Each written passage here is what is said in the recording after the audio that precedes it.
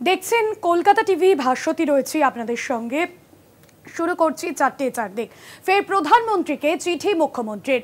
বন্যা পরিস্থিতি নিয়ে প্রধানমন্ত্রীকে চিঠি মুখ্যমন্ত্রীর। ডিভিসির জল ইস্যুতে মমতাকে দ্বিতীয় চিঠি। যে চিঠিতে উল্লেখ করা হয়েছে রাজ্যের সঙ্গে কোনো রকম কোনো আলোচনা ছাড়াই সিদ্ধান্ত নেওয়া হয়েছে।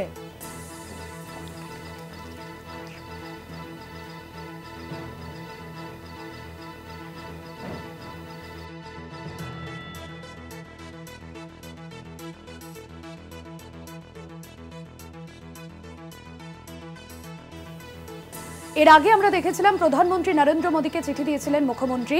প্রথম চিঠিতেও তিনি এই বিষয়গুলো উল্লেখ করেছেন এবং এর আগে মুখ্যমন্ত্রী বন্যা বিধ্বস্ত এলাকা পরিদর্শনের পর সরাসরি ডিভিসিকেও আক্রমণ শানিয়েছিলেন, যেখানে বারবার মুখ্যমন্ত্রী উল্লেখ করেছিলেন যে ডিভিসি রাজ্যের প্রতিনিধিদের সঙ্গে কোনো রকম কোনো আলোচনা ছাড়াই জল ছাড়ছে।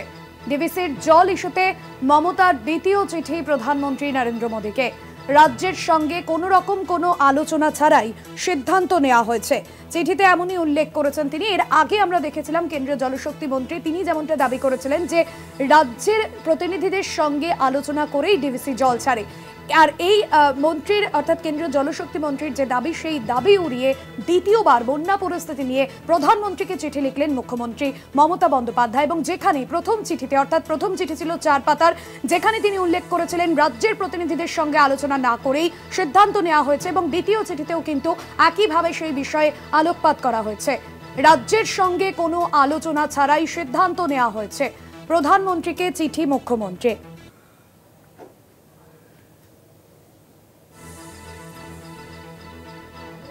আপনাদের জানিয়ে রাখবো, রাজ্যের বন্যা পরিস্থিতি নিয়ে কেন্দ্রের দাবিকে নস্যাৎ করে মোদীকে ফের চিঠি মমতা বন্দ্যোপাধ্যায়ের। নিম্নচাপের জেরে বাংলায় বন্যা পরিস্থিতি এবং পুজোর আগে দক্ষিণবঙ্গের একাধিক জেলায় কার্যত বানভাসী পরিস্থিতি।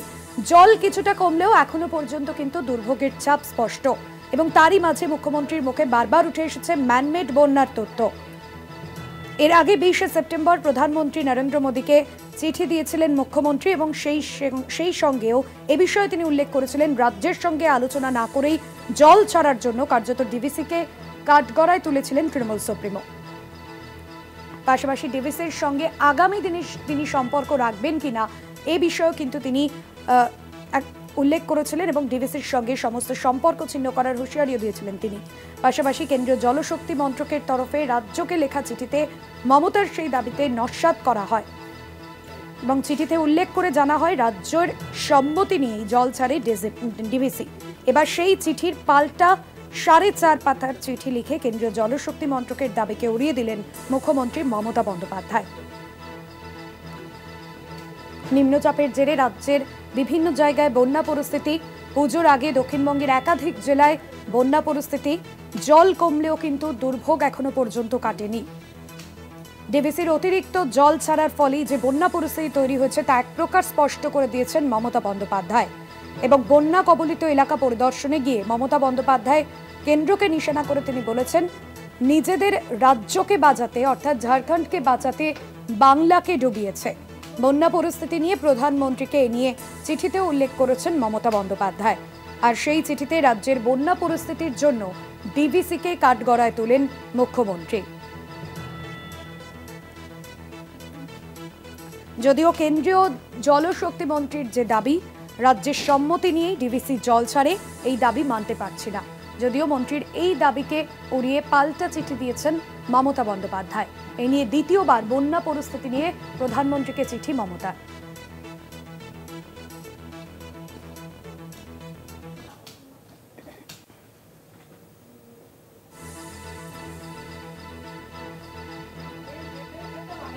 কোথাও কোমর জল তো কোথাও বুক, জল যন্ত্রণায় গোটা রাজ্য।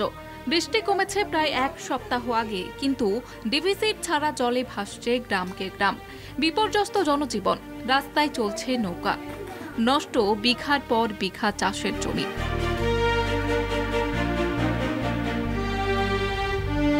রাজ্যের এই পরিস্থিতির জন্য ডিভিসিকেই প্রথম থেকেই দুষছেন মুখ্যমন্ত্রী মমতা বন্দ্যোপাধ্যায়। জানিয়ে তুঙ্গে কেন্দ্র রাজ্য পত্র সংঘাত। অভিযোগ, ডিভিসিকে রাজ্যের অবস্থা জানানোর পরেও অনুমতি ছাড়াই লাগাতার জল ছাড়া হচ্ছে। বানভাসী এলাকা দেখে বরাবরই মুখ্যমন্ত্রী দাবি করেছেন এটা ম্যানমেড। এটা ম্যানমেড ফ্লাড করা হয়েছে, বাংলাকে বঞ্চনা করছে, সিল্টিং করছে না এবং ইচ্ছা করে জল ঝাড়খণ্ডকে বাঁচাচ্ছে। জলমগ্ন রাজ্যের এই পরিস্থিতিতে উদ্বিগ্ন মুখ্যমন্ত্রী। রবিবার ফের বন্যা পরিস্থিতি নিয়ে প্রধানমন্ত্রী নরেন্দ্র মোদীকে চিঠি লিখলেন মুখ্যমন্ত্রী। 4 পাতার চিঠিতে কেন্দ্রীয় জলশক্তি মন্ত্রকের দাবিকে নস্যাৎ করে দিয়েছেন মমতা। রাজ্যকে অন্ধকারে রেখেই ডিভিসি জল ছাড়ে বলে দাবি করেন তিনি। জল ছাড়ার একটা প্রোটোকল প্রতি বছর রিসিয়ার সাইকেলের মতো এই জিনিসটা হচ্ছে, অথচ ওর ঘাড়ে দোষ দিচ্ছে, ওর ঘাড়ে দোষ দিচ্ছে। ডিভিসির জলের ক্ষেত্রে সিদ্ধান্ত নেওয়ার জন্য পশ্চিমবঙ্গের প্রতিনিধি আছে, ঝাড়খণ্ডের প্রতিনিধি আছে, ডিভিসির প্রতিনিধি আছে, দিল্লির সরকারের নদী সম্পদ বিভাগের প্রতিনিধি থাকে। এটা প্রত্যেকে জানেন যে ডিভিসি যদি ড্রেজিং করতো আরো 2 লক্ষ কিউসেক জল ওরা ধারণ করতে পারতো। এই ড্রেজিং না করে করে দিনের পর দিন প্রত্যেক বছরের সেম ট্রেন্ড হয়ে গিয়েছে বাংলার 4টে জেলাকে ভাসানো নরেন্দ্র মোদী। এবং এবার তো আরো বিশেষ করে বিহার আর ঝাড়খণ্ডকে সেভ করেছেন। বিহারের জলে কেন বাংলা ভাসবে, ঝাড়খণ্ডের জলে কেন বাংলা ভাসবে? ডিভিসির জল ইস্যুতে এ নিয়ে দ্বিতীয়বার প্রধানমন্ত্রীকে চিঠি লিখলেন মুখ্যমন্ত্রী। গত শুক্রবার বাংলায় বন্যা পরিস্থিতি নিয়ে ডিভিসির বিরুদ্ধে একগুচ্ছ অভিযোগ জানিয়ে চিঠি লিখেছিলেন মমতা। সেই চিঠির 24 ঘন্টা কাটার আগেই উত্তর দেয় কেন্দ্র। কেন্দ্রীয় জলশক্তি মন্ত্রী CR পাতিল জানান, রাজ্য সরকারের প্রতিনিধিদের সঙ্গে আলোচনা করে প্রতিবার জল ছাড়া হয়েছে। এবার কেন্দ্রীয় জলশক্তি মন্ত্রকের সেই দাবিকে নস্যাৎ করে ফের চিঠি লিখলেন মুখ্যমন্ত্রী। এদিকে ভয়াবহ পরিস্থিতিতে ঘুম উড়েছে বাংলার। ভাগীরথীর জলে জলমগ্ন নদিয়ার 5টি গ্রাম, একাধিক রাস্তায় ধস, বিচ্ছিন্ন যোগাযোগ ব্যবস্থা। রাজ্যের একাধিক জেলার একই ছবি। কবে এই জল যন্ত্রণা থেকে মুক্তি মিলবে প্রশ্ন রাজ্যবাসীর। রবিবার ফের 50,000 কিউসেক জল ছাড়ে ডিভিসি। মাইথন জলাধার থেকে 30,000 কিউসেক জল ছাড়া হয়। পাঞ্চেত জলাধার থেকে ছাড়া হয় 20,000 কিউসেক জল। ফের নতুন করে বেশ কিছু গ্রাম প্লাবিত হওয়ার আশঙ্কা। এই আবহেই মুখ্যমন্ত্রীর হুঁশিয়ারির পর ডিভিসি থেকে পদত্যাগ বিদ্যুৎ সচিব শান্তনু বসুর। জল ছাড়া নিয়ে সংঘাতের মধ্যেই পদত্যাগ। অনিয়ন্ত্রিতভাবে জল ছাড়ার অভিযোগে পদত্যাগ রাজ্যের প্রতিনিধির। কলকাতা টিভি। ফের 50,000 কিউসেক জল ছাড়ল ডিভিসি। মাইথন জলাধার থেকে 30,000 কিউসেক জল ছাড়া হয়। পাঞ্চেত জলাধার থেকে 20,000 কিউসেক জল ছাড়া হয়। বেশ কিছু গ্রাম প্লাবিত হওয়ার আশঙ্কা রয়েছে।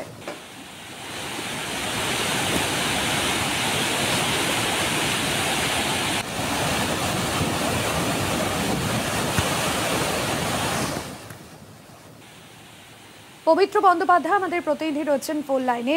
পবিত্র, বেশ কিছু গ্রাম প্লাবিত হওয়ার আশঙ্কা। এই মুহূর্তে রাজ্যের যে পরিস্থিতি, দক্ষিণবঙ্গে মূলত কার্যত বানভাসী পরিস্থিতি, আবারও ডিভিসির তরফে জল ছাড়া হয়েছে। একদম ভাস্বতী, তুমি যা বলেছো একদম সম্পূর্ণ ঠিক, যে রাজ্যের যে বেশ কিছু গ্রামগুলো তার বানভাসী অবস্থা। এবং তোমাকে বলে রাখি যে আজকে গতকাল শনিবার 50,000 কিউসেক জল ছেড়েছিল এবং আজ রবিবার পুনরায় ডিভিসি কর্তৃপক্ষ 50,000 জল ছাড়লো।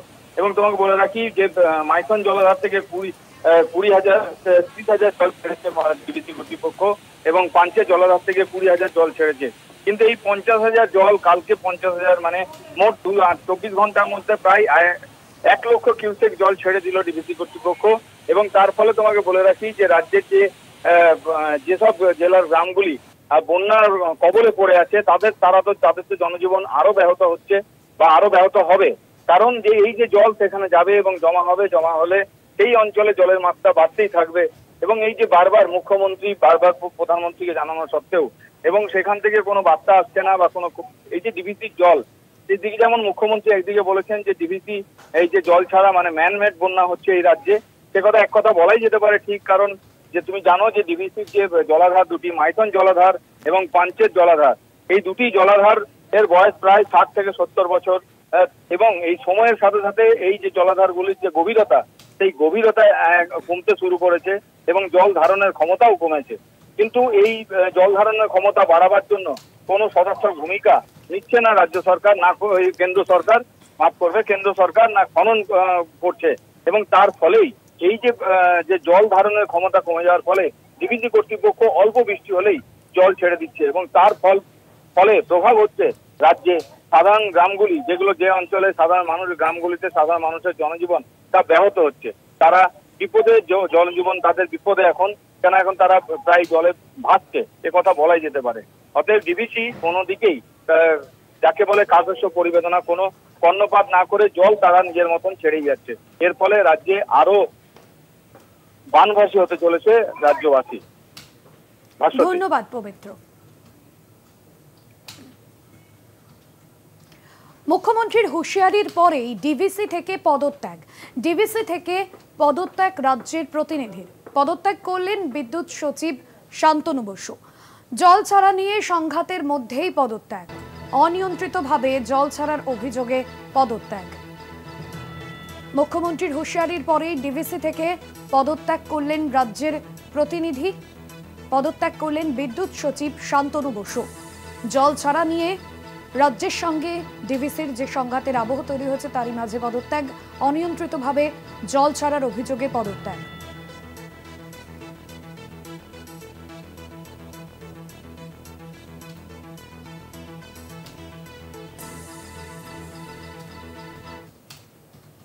সময় এখন একটা বিরতির। ফিরছি বিরতির পর, সঙ্গে থাকুন। ফিরলাম বিরতির পর। ঘাটালে বন্যা পরিদর্শনে বিপর্যয় মোকাবিলা মন্ত্রী জাভেদ খান। মন্ত্রীর সঙ্গে ঘাটালের সাংসদ দেব। বন্যা দুর্গতদের হাতে ত্রাণ তুলে দেওয়া হয়। রাজ্যের বিভিন্ন প্রান্তে বন্যা পরিস্থিতি, ডিভিসির ছাড়া জলে দক্ষিণবঙ্গের একাধিক জেলা বানভাসী পরিস্থিতি। মন্ত্রীর সঙ্গে ঘাটালের সাংসদ দেব এবং সাধারণ মানুষের কাছে ত্রাণ সামগ্রী পৌঁছে দিচ্ছেন সাংসদ, সেই ছবি আপনাদের সামনে তুলে ধরছি। পাশাপাশি বিপর্যয় মোকাবিলা মন্ত্রীও রয়েছেন। বন্যা দুর্গতদের হাতে ত্রাণ তুলে দেওয়া হয়। এর আগেই মুখ্যমন্ত্রী ঘাটালের বিভিন্ন যে বন্যা বিধ্বস্ত এলাকা, সেই এলাকা পরিদর্শনের পর জেলা শাসক ও পুলিশ সুপারকে নির্দেশ দিয়েছিলেন যাতে দুর্গত মানুষের কাছে যত তাড়াতাড়ি সম্ভব ত্রাণ পৌঁছে যায়, এবং সেই মতোই কিন্তু প্রশাসনের তরফে সমস্ত রকম পদক্ষেপ নেওয়া হচ্ছে। বন্যা দুর্গতদের হাতে ত্রাণ তুলে দেওয়া হয়।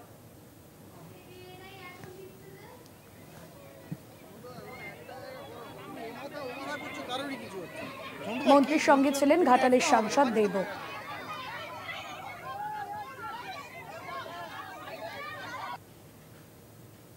জেলায় জেলায় জল যন্ত্রণার ছবি। ভাগীরথীর জলে জলমগ্ন নদিয়ার 5টি গ্রাম। একাধিক রাস্তায় ধস, বিচ্ছিন্ন যোগাযোগ ব্যবস্থা, নৌকা করে পারাপার এলাকাবাসীর। সেই ছবি আপনাদের সামনে তুলে ধরছি। রাজ্যের বিভিন্ন প্রান্তে জল যন্ত্রণার ছবি সামনে আসছে। জল পাড়িয়েই চলছে নিত্যদিনের যাতায়াত। নৌকা করে পারাপার এলাকাবাসীর। রাস্তা যেন নদীর চেহারা নিয়েছে। একাধিক রাস্তায় ধস নেমেছে, বিচ্ছিন্ন যোগাযোগ ব্যবস্থা।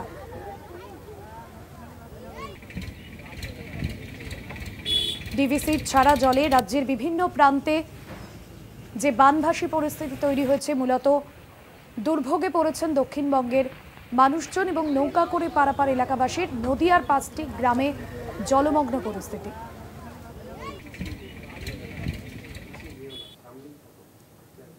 সময় এখন একটা বিরতি। ফিরছি বিরতির পর, সঙ্গে থাকুন। এবার যে খবরে নজর রাখবো, প্রদেশ কংগ্রেস সভাপতি পদ থেকে গতকালই সরানো হয়েছে অধীর চৌধুরীকে দিল্লি কংগ্রেসের সিদ্ধান্তে। এবং এই মুহূর্তে হাওড়ায় যে মিছিল, হাওড়া ময়দানে মিছিল শুরু হচ্ছে কংগ্রেসের, সেই মিছিলে রয়েছেন অধীর রঞ্জন চৌধুরী।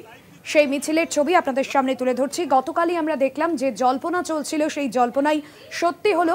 লোকসভা নির্বাচনে বহরমপুর থেকে তিনি তৃণমূলের তারকা প্রার্থী ইউসুফ পাঠানের কাছে পরাজিত হন এবং এবার প্রদেশ কংগ্রেস সভাপতির যে পদ, সেই পদও তিনি হারান। জগন্নাথ সামন্ত রয়েছেন আমাদের প্রতিনিধি ফোন লাইনে। জগন্নাথ, যে মিছিল ইতিমধ্যেই শুরু হয়েছে এবং অধীর রঞ্জন চৌধুরী প্রাক্তন প্রদেশ কংগ্রেস সভাপতি তিনি রয়েছেন সেই মিছিলে। মিছিল থেকে কি কি বিষয় মূলত তুলে ধরা হবে, ঠিক কি বিষয় আজকের এই মিছিল? দেখো, তোমাকে বলে রাখি, হাওড়া ময়দানে কংগ্রেস কর্মী সমর্থকরা জড়ো হয়েছে। অধীর রঞ্জন চৌধুরীও মিছিলে যোগদান করেছেন এবং স্লোগান একটাই, যেটা দেখলাম, বিচার চাই, আরজি কলের বিচার চাই। সেই বিচার চাই, উই ওয়ান্ট জাস্টিস স্লোগান দিচ্ছেন এবং সমর্থকদের মধ্যে উৎসাহ রাখছে যে এই মিছিলে যে মহিলা কর্মীরা যেরকম রয়েছে, পাশাপাশি যুব কংগ্রেসের নেতৃত্বরা রয়েছে। এখানে পল ভান্ডারের নেতৃত্বে অধীর রঞ্জন চৌধুরী হয়ে গেছে। এবং সবচেয়ে যেটা গুরুত্বপূর্ণ বিষয় যে হাওয়াই চটি নিয়ে হাতে করে মিছিল করছে। হাওয়াই চটি আজ থেকে বর্জন করবেন এই যুব কংগ্রেসের নেতৃত্ব এবং অধীর রঞ্জন চৌধুরী। হাওয়াই চটি আর পরবেন না। সে আগে যে অন্যান্য জিনিসপত্র পরতেন, বুট অথবা চামড়ার চটি, সেই চটি ব্যবহার করবেন। আজ থেকে হাওয়াই চটি বর্জন করবে এবং ডাস্টবিনে সমস্ত হাওয়াই চটি ফেলে দেবেন। অর্থাৎ কংগ্রেস কর্মী সমর্থকরা হাওয়াই চটি পরেই এই মিছিলে এসেছে এবং তারা মিছিল থেকেই চটিগুলো ফেলে দিচ্ছেন। এবং কংগ্রেসের কর্মী সমর্থকদের একটাই স্লোগান, আরজি করের বিচার চাই, উই ওয়ান্ট জাস্টিস, বিচার চাই। এবং সেই একই স্লোগান দিতে দিতে তারা এগিয়ে এই মুহূর্তে হাওড়া ময়দান ক্রস করে কাজীপাড়ার উদ্দেশ্যে যাচ্ছে। কাজীপাড়া একটি মঞ্চ করা হয়েছে, অধীর রঞ্জন চৌধুরী সেই মঞ্চে তার বক্তব্য রাখবেন। বক্তব্য রাখার পর অন্যান্য কাজে দলীয় কর্মী কাজে বেরিয়ে পড়বে। তবে এই মুহূর্তে রাস্তার দুধারে দেখতে পাচ্ছি একেবারে বিভিন্ন মানুষ, অর্থাৎ সাধারণ মানুষের ভিড় অধীর রঞ্জন চৌধুরীকে দেখার এবং মিছিলে কালো ব্যাজ পরে মাথায় কালো পেঁচি এবং হাতে প্ল্যাকার্ড নিয়ে মিছিলে স্লোগান দিতে দিতে মিছিল এগিয়ে আসছে কাজীপাড়ার দিকে। তবে অধীর রঞ্জন চৌধুরী তার বক্তব্য একটাই যে আরজি করের বিচার সঠিকভাবে হচ্ছে না, সঠিকভাবে বিচার চাই। সিবিআই যেভাবে বিচার অগ্রগতি করছে সেই তার অগ্রগতি চাই। অর্থাৎ আরজি করের যে নারকীয় ঘটনা ঘটেছে সেই নারকীয় ঘটনার প্রতিবাদে এই প্রতিবাদ মিছিল, এই মিছিলে সামিল হয়েছেন অধীর রঞ্জন চৌধুরী, প্রাক্তন যুব কংগ্রেসের জেলা নেতৃত্ব রয়েছে এই মিছিলে। সেক্ষেত্রে জগন্নাথ, আজকের যে মিছিল এবং যেখানে লেখা রয়েছে নারী নিরাপত্তা, যে প্ল্যাকার্ডটি ইতিমধ্যেই মিছিল শুরু হয়েছে, সে জায়গায় দাঁড়িয়ে আরজি করের যে ঘটনা, সেই ঘটনায় প্রমাণ লোপাট সহ একাধিক অভিযোগের পরিপ্রেক্ষিতে শাসক দলের বিরুদ্ধে কি প্রতিবাদ মিছিল আজকে?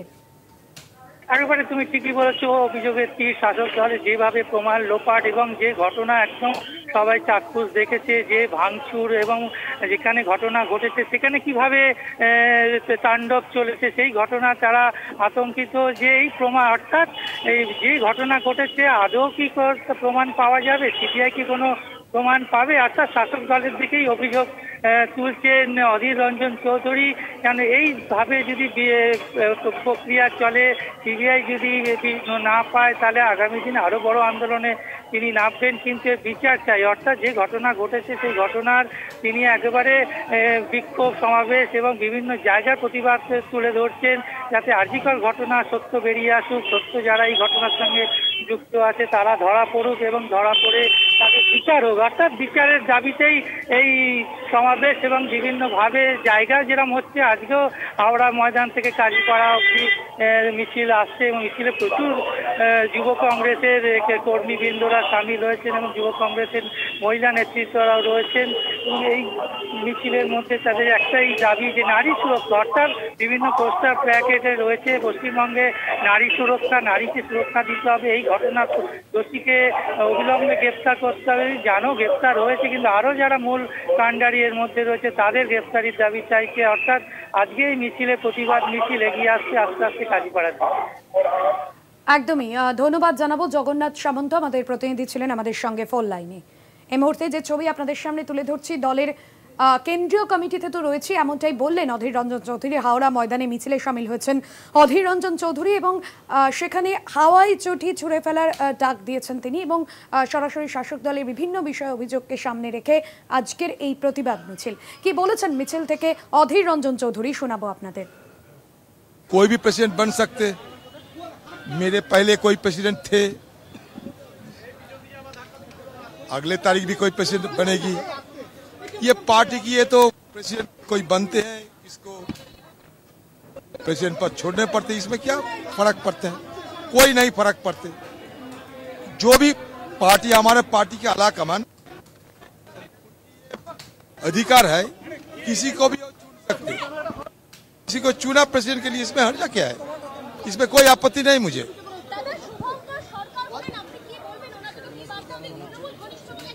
না না, আমি ওসব জানি না, আমি বেকার এইসব কথা কেন বলবো?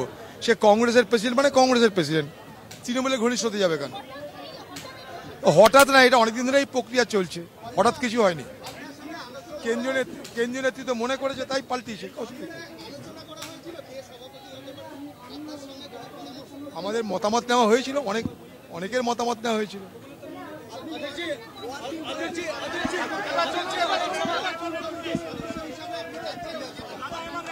ওয়ার্কিং কমিটির সদস্য আমি আছি, তো কেন্দ্রীয় ইলেকশন কমিটির সদস্য আছি। অন্যান্য খবর নিয়ে ফিরে আসছি বিরতির পর, সঙ্গে থাকুন।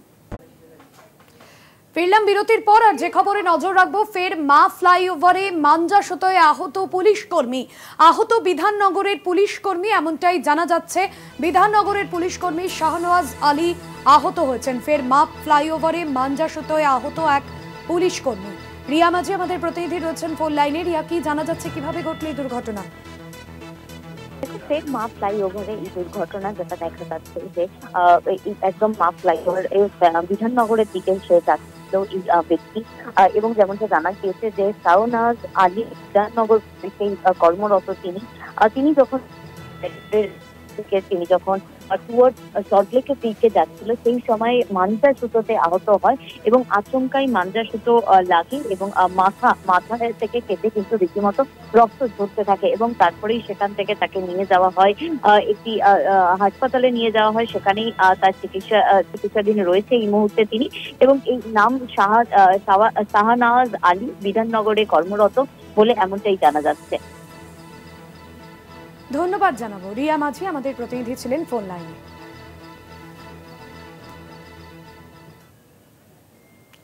প্রদেশ কংগ্রেস সভাপতি পদ থেকে সরানো হলো অধীর চৌধুরীকে। বাংলায় কংগ্রেসের দায়িত্ব তুলে দেওয়া হলো শুভঙ্কর সরকারের হাতে। কংগ্রেসের তরফে কেসি বেণুগোপালের সই করা বিজ্ঞপ্তি প্রকাশ করে নতুন সভাপতির নাম ঘোষণা করা হলো। জাতীয় কংগ্রেস নেতৃত্ব জানেন, তাদের ইচ্ছা থাকুক বা না থাকুক। 31শে জুলাই কলকাতা টিভির বিশেষ প্রতিবেদন আজকের খবরেই শিলমোহর। আজকেতে পরবর্তী প্রদেশ কংগ্রেস সভাপতি হিসেবে শুভঙ্কর সরকারের পাল্লাভারির বিষয়টি দর্শকদের সামনে তুলে ধরা হয়। জাতীয় কংগ্রেস নেতৃত্ব জানেন, তাদের ইচ্ছা থাকুক বা না থাকুক। এখানে ওই অধীর বাবুর মতো মমতা বিরোধী কেউ থাকলে জাতীয় রাজনীতিতে পদে পদে ঝামেলা চলতেই থাকবে। কাজে এখানে একজন শান্তশিষ্ট কাউকে খোঁজা হচ্ছে, মানে সোজা কথায় একজন মমতাপন্থী নেতা পাওয়া গেলে খানিক সুবিধে হয়, আর সেটারই খোঁজ চলছে। খবরের সূত্র বলছে একদা ছাত্র নেতা, এখন সাধারণ সম্পাদক শুভঙ্কর সরকার নাকি সেরকম একজন যিনি খানিক সদ্ভাব রেখে চলতে পারবেন। শনিবার কংগ্রেস হাইকমান্ডের পক্ষ থেকে জানিয়ে দেওয়া হয় অধীর চৌধুরীকে সরিয়ে প্রদেশ কংগ্রেস সভাপতি করা হলো শুভঙ্কর সরকারকে। এই সিদ্ধান্তের মাধ্যমে কংগ্রেস হাইকমান্ডের বিধানসভা নির্বাচনের আগে রাজ্যের নেতৃত্বকে বার্তা দেওয়া হলো বলে মনে করা হচ্ছে। লোকসভা নির্বাচনের আগে থেকে মমতা বিরোধী অবস্থান নেন পূর্বতন প্রদেশ কংগ্রেস সভাপতি অধীর চৌধুরী। ইন্ডিয়া জোটের শুরু থেকে রাজ্যের জোট সম্ভাবনা অনেকটাই ক্ষুণ্ণ হয় অধীরের কারণেই, এমনটাই অভিযোগ। এমনকি মমতা অভিষেক নাম করে এ বিষয়ে অধীরকে দোষেন। যখন রাহুল গান্ধী ন্যায়যাত্রা করছেন যখন এখানে ন্যায়যাত্রা চলাকালীন অধীর রঞ্জন চৌধুরী তিনি মোহাম্মদ সিদ্দিকীর সঙ্গে দেখা করছেন, তারা রাহুল গান্ধীর সঙ্গে দেখা করতে যাচ্ছেন, সেই সময় জয়রাম রমেশের মতো নেতারা তারা তৃণমূলের সঙ্গে জোটের ব্যাপারে জোরদার সওয়াল করছেন এবং আপ্রাণ চেষ্টা করছেন যাতে জোটটা করা যায়। কিন্তু এক্ষেত্রে ওটা যে হলো না, এই রাজ্যে যে তৃণমূল এবং কংগ্রেস আমার ইন্ডিয়া জোটের যে জোট বাস্তবায়ন হলো না, সেটার জন্য অনেকেই অধীর রঞ্জন চৌধুরীকে দোষী বলে ইঙ্গিত করেছেন এবং খুব তাৎপর্যপূর্ণ ভাবে মমতা বন্দ্যোপাধ্যায় এবং অভিষেক বন্দ্যোপাধ্যায় সহ তৃণমূল তারা একেবারেই নাম করে আঙুল তুলেছেন জোট ভেস্তে যাওয়ার জন্য। এই জায়গা থেকে একটা সম্ভাবনা তৈরি হচ্ছিল যে অধীর রঞ্জন চৌধুরী তার হাত থেকে প্রদেশ কংগ্রেসের স্টিয়ারিং থাকবে, কারণ এই ফাটল সেটা বোঝা যাচ্ছিল। এরই মধ্যে বহরমপুর যেটা অধীর রঞ্জন চৌধুরীর গড়, সেখানে অধীর রঞ্জন চৌধুরীর পরাজয় এটা এবং বামেদের সঙ্গে কংগ্রেস জুটে যাওয়ার পর জোটের যে ভরাডুবি, আরো একবার জোটের যে ভরাডুবি, সেটা এই নাটকে অপসারণের পথটা বলে মনে করা হচ্ছে। শুভঙ্করের সভাপতি পদে আসা নিয়ে তৃণমূলকে সদর্থক বার্তা দেওয়ার পাশাপাশি সিপিএমকেও জোট প্রসঙ্গে ইঙ্গিত দেওয়া হয়েছে বলে মনে করা হয়। শুভঙ্করের সভাপতি হওয়া দলের রুটিন ব্যাপার বলে দাবি কংগ্রেসের। এই সরানো কথাটার মধ্যে আমার আপত্তি আছে, এটা ঠিক নয়। দলের মধ্যে সবসময় পরিবর্তন হয়, দলের নতুন আসেন, আবার নতুন কেউ আসেন, দায়িত্ব নেন, তিনি দলকে পরিচালনা করেন, আবার একজন, সবাই লিডার, সবাই আছেন এবং এটাই স্বাভাবিক এবং স্বাভাবিক প্রক্রিয়া। এই প্রক্রিয়ার মধ্যে মাননীয় শুভঙ্কর সরকার সভাপতি হয়েছেন, দলের তরফ থেকে তাকে সর্বতোভাবে সবাই একসঙ্গে থেকে আবার দলকে এগিয়ে নিয়ে যাবেন। নয়া প্রদেশ কংগ্রেস সভাপতি শুভঙ্কর সরকারকে অভিনন্দন জানিয়েছেন বিরোধীরা, তবে এ বিষয়ে খোঁচা দিতে ভোলেনি বিজেপি। কংগ্রেস জানিয়ে দিল পশ্চিমবঙ্গের মাটিতে রাজনীতি করতে গেলে কংগ্রেসের পতাকা নিয়ে মমতা বন্দ্যোপাধ্যায়ের বিরোধিতা করা বা তৃণমূল কংগ্রেসের এই একদলীয় একচিটিয়া একাধিপত্যবাদ থেকে পশ্চিমবঙ্গবাসীকে মুক্তি করার যাওয়ার কোনো স্লোগান, কোনো রাজনৈতিক অবস্থান রাখা যাবে না। শুভঙ্কর সরকারকে শুভেচ্ছা জানাবো এবং আমি বলবো যে যারা প্রধান শত্রু ছিল, যাদের হাতে কংগ্রেসের 50,000-এর বেশি লোক শহীদ হয়েছে, এবং আমার মনে আছে আমি নিজে একসময় সেই ম্যানিফেস্টো লিখেছিলাম, ম্যানিফেস্টোতে অন্তর্গত করেছিলাম এই বক্তব্য কংগ্রেসের ম্যানিফেস্টোতে। সেই ব্যাপারে শুভঙ্কর সরকার যেন আবার ওয়াকিবহাল হয়ে সিদ্ধান্তে আসেন। একদিকে সিপিএম এর জোট নিয়ন্ত্রক সীতারাম ইয়েচুরির প্রয়াণ এবং রাজ্য জুড়ে আরজিকর কাণ্ডে উত্তাল আবহ। এর মধ্যেই প্রদেশ কংগ্রেস সভাপতির পরিবর্তন এক নতুন রাজনৈতিক সমীকরণের ইঙ্গিত দিচ্ছে বলে মনে করছে রাজনৈতিক মহল। কলকাতা টিভি।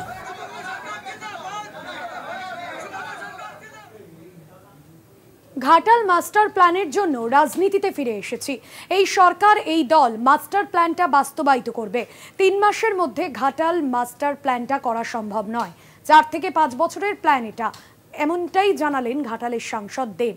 জুন মাসে রেজাল্ট এসছে, আজকে আমরা সেপ্টেম্বর মাসে আছি। এই 3 মাস 3.5 মাসের মধ্যে এত দ্রুত গতিতে আজ অব্দি কোনো কাজ হয়নি। এবং আপনাদেরকে বলে রাখি, ঘাটাল মাস্টার প্ল্যানটা 3 মাসের প্ল্যান নয়, কিন্তু এটা 4-5 বছরের বড় প্ল্যান। কিন্তু ফার্স্ট ফেজ যে ল্যান্ড আইডেন্টিফাই করা, ল্যান্ড রিকুইজিশনের জন্য, যেহেতু আমাদের ল্যান্ড একটা অনেকটাই স্ট্রং, জোর করে দখল করা যাবে না, তাদের সঙ্গে কথা বলতে হবে। অনেক মানুষ রাজি আছেন এবং অনেক মানুষের সাথে কথা চলছে, নেগোসিয়েশন চলছে। অনেকগুলো বাজার ভাঙতে হবে, কারণ এই বাজারের মধ্যে মানে এই যে অ্যাপ্রোচিং রোডগুলো সেগুলো পুরো বাজারে ভর্তি, সেখানে বড় বড় জেসিবি ঢুকবে না, বড় বড় মেশিনগুলো ঢুকবে না। তার জন্য ইরিগেশন ডিপার্টমেন্ট তাদের একটা কাজ চলছে, তো একটা ইঞ্জিনিয়ারিং পয়েন্ট অফ ভিউ কাজ চলছে, একটা ইরিগেশন ডিপার্টমেন্টের পয়েন্ট অফ ভিউ কাজ চলছে, একটা ল্যান্ড রিসোর্স ল্যান্ড করছে। তো অনেকগুলো ডিপার্টমেন্ট একটা এই প্রজেক্টের সঙ্গে যুক্ত আছে। এই টেকনিক্যাল টার্মগুলো এই কারণেই বললাম, কারণ মানুষ যারা ঘাটালে থাকে তারা জানে কি কতটা ইটস নট ইজি। নালে এটা 60 বছর, 1959 থেকে 2024 অলমোস্ট 60 বছর প্রায় হয়ে গেল, তাহলে সেটাকে 60 বছর লাগতো না। এত যদি ইজি হতো ঘাটাল মাস্টার প্ল্যানটা, তাহলে এটা 60 বছর আগে হয়ে যেত। যেদিন প্ল্যানটা হয়েছিল, যে বছরটা 1959, 1960 বা 61 প্ল্যানটা শেষ হয়ে যেত। কিন্তু প্ল্যানটা এত সহজ নয় বলে এত বছর ধরে আটকে আছে। কিন্তু আমি এটুকু বলি কি, দেব রাজনীতিতে ফিরেছে, কারণ দিদি আমাকে কথা দিয়েছিল ঘাটাল মাস্টার প্ল্যান আমাদের রাজ্য সরকার করবে, এবং দিদি নিজেও এসছেন। দিদি নিজে এসে 2 দিন আগে বলে গেছেন কি ঘাটাল মাস্টার প্ল্যানটা আমরা 2 বছরের মধ্যে শুরু করব বা শেষ করবো। শেষ হবে না, আমার মনে হয় অনেকটা বড় প্রসেস। এটুকু বলবো কি, আমি ফিরে এসেছি আবার রাজনীতিতে এই ঘাটাল মাস্টার প্ল্যানের জন্য, এবং আমি কথা দিচ্ছি কি যতদিন যদি ঘাটাল মাস্টার প্ল্যানটা শুরু না হয় 2026 আগে, তখন আমি প্রচার করবো, যেটা আমি তখনও বলেছিলাম দলের 2026। কিন্তু আমার বিশ্বাস এই সরকার, এই দল, আমাদের নেত্রী ঘাটাল মাস্টার প্ল্যানটা বাস্তবিক করবে। অন্যান্য খবর নিয়ে ফিরছি বিরতির পর, সঙ্গে থাকুন।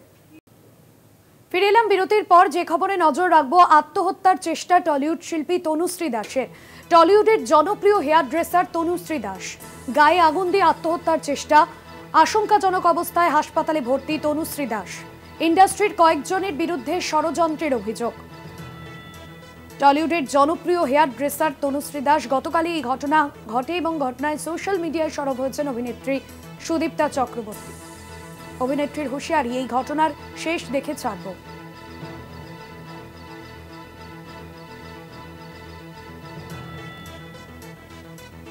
ইন্ডাস্ট্রির কয়েকজনের বিরুদ্ধে ষড়যন্ত্রের অভিযোগ।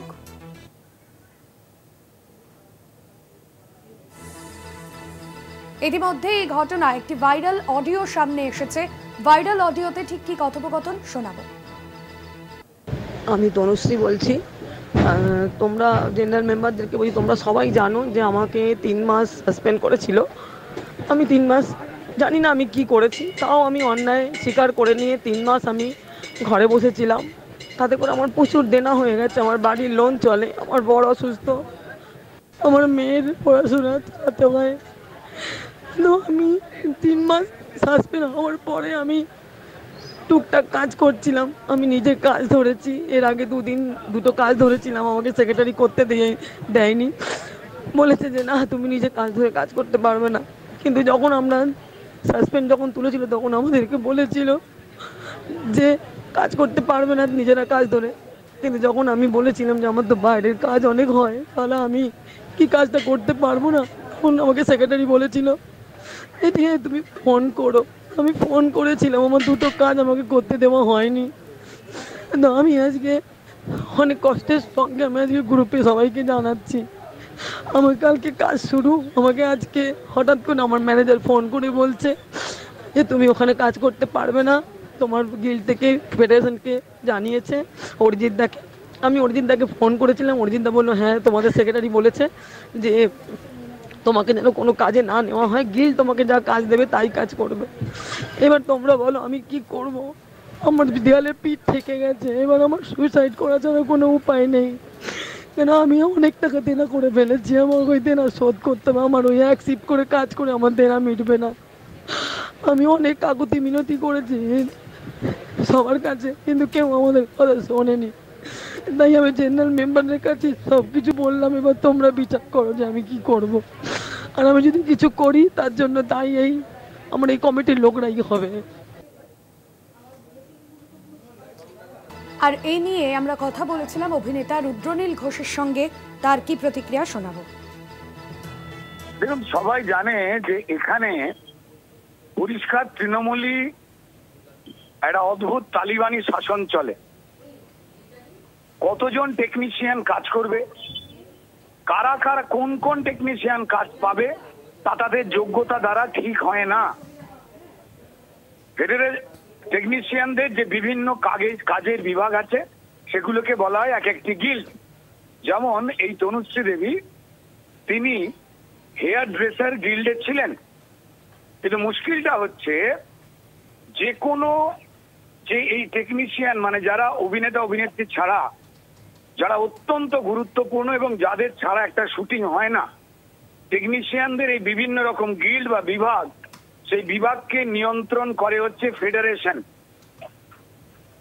আর কোন টেকনিশিয়ান মাসে কতদিন কাজ পাবে বা পেটের ভাত জোগাড় করতে পারবে সেটা পরিচালক কোন কোন টেকনিশিয়ানকে চাইছেন সেই যোগ্যতা দিয়ে বিচার করা হয় না।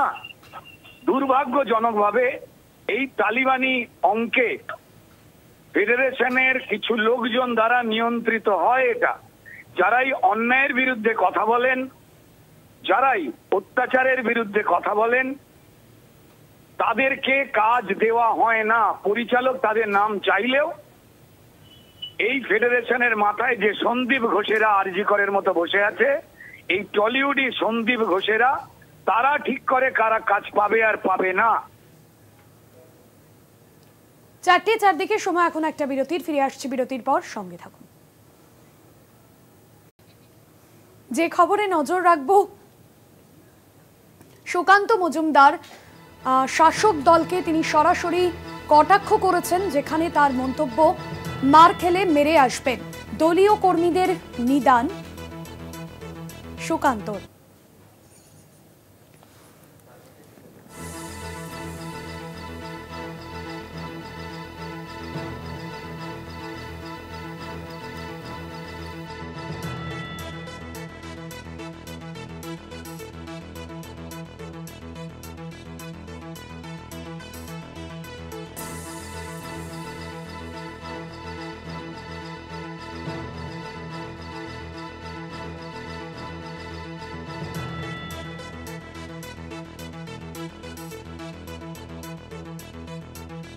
পরিষ্কার কথা বলে দিচ্ছি রাজ্য সভাপতি হিসেবে, মার খেয়ে কাঁদতে কাঁদতে আসবেন না, মার দিয়ে আসুন, বাকিটা সুকান্ত মজুমদার থেকে নেবেন। মার খেয়ে কাঁদতে কাঁদতে এলে কিচ্ছু হবে না, কোনো ট্রিটমেন্ট পাওয়া যাবে না, কিচ্ছু পাওয়া যাবে না। কি করতে বলেছেন? ফোঁস করতে বলেছেন, তাই তো? হ্যাঁ, কে ফোঁস করে? সাপ। মুখ্যমন্ত্রী ফোঁস করার কথা বলছে না। ছোটবেলায় আমরা কবিতা পড়েছিলাম, বাপুরাম সাপুরে। হ্যাঁ, তাতে একটা লাইন আছে, সেই সাপ জ্যান্ত গোটা 2 আনত। সেই সাপ জ্যান্ত কটা আনতে বলেছে? গোটা 2 আনত। দেখেছেন, ঠিক কবি আগেই বুঝতে পেরেছিল 2 খেলা সাপ জন্মাবে। হ্যাঁ, তারপরে লাইন কি আছে? সেই হিসাব জানতো, গোটা 2 আনতো, তেরে মেরে ডান্ডা করে দেবো। তো বিজেপিকে যদি ফোর্স করতে আসেন, বিজেপি কিন্তু ডান্ডা ব্যবহার করবে, আগেই বলে দিলাম, বিধিবদ্ধ সতর্কীকরণ। এগুলো বন্ধ করুন। যে কটা টাকা জোগাড় করতে পারছেন, কামাতে পারছেন, বিক্রি করে বালি, ইট, সিমেন্ট, কয়লা চুরি করে 26-এর আগে অবধি করে নিন, কারণ 26-এর পর বিজেপির বুলডোজার সরকার তৈরি হবে এই পশ্চিমবঙ্গে, বিজেপির সরকার হবে না। সুকান্ত মজুমদারের এই নিদানের পাল্টা বাঁকুড়া তৃণমূল সাংসদ অরূপ চক্রবর্তী কি বলছেন শুনুন। সামনে উপনির্বাচন, তালডাংরার আতঙ্ক দেখছেন, এই নির্বাচনে কি হবে, দাঁড়াতে পারবো তো? সেই আতঙ্কে কি বাঁকুড়া আবল তাবল বকে গেলেন জমি মাফিয়াদের সঙ্গে নিয়ে? এটা ওকে জিজ্ঞেস করুন। আরে অসভ্য লোকের উত্তর দিতে আমারই লজ্জা লাগে। এটা অসভ্য, অভদ্র। আমি তো 25 বছর আইনজীবী হিসেবে কাজ করেছি বিভিন্ন আদালতে। আমরা তো এই ধরনের কথাবার্তা বলি না। রাজনীতি করতে গেলে রাজনৈতিক জ্ঞান দরকার, যেটা ওর নেই। সমুদ্রে মাছ ধরতে গিয়ে নিখোঁজ মৎস্যজীবী। শনিবার রাতে এই ঘটনা ঘটেছে এবং আজ সকাল থেকেই নদীতে তল্লাশি জারি ছিল। উদ্ধার করা হয়েছে 8 জন মৎস্যজীবীর দেহ। সমুদ্রে মাছ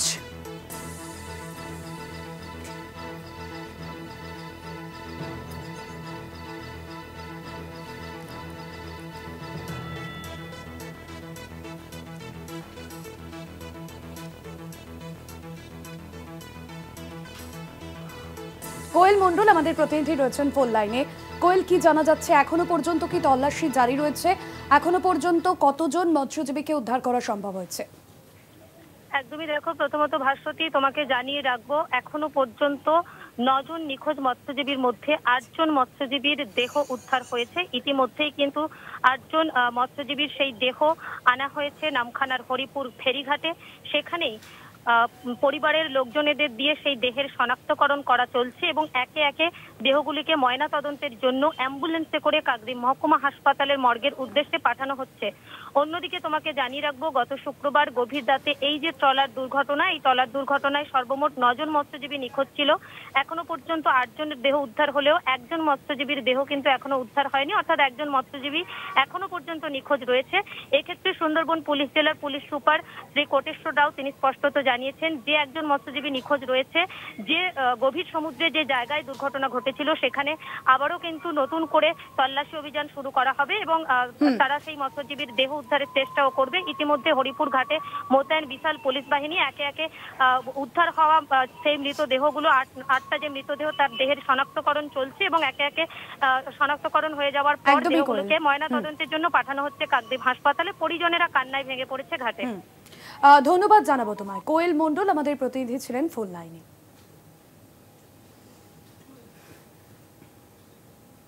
চারটে চারদিক আজ এখানেই শেষ করছি। দেখতে থাকুন কলকাতা টিভি রাত দিন 7 দিন।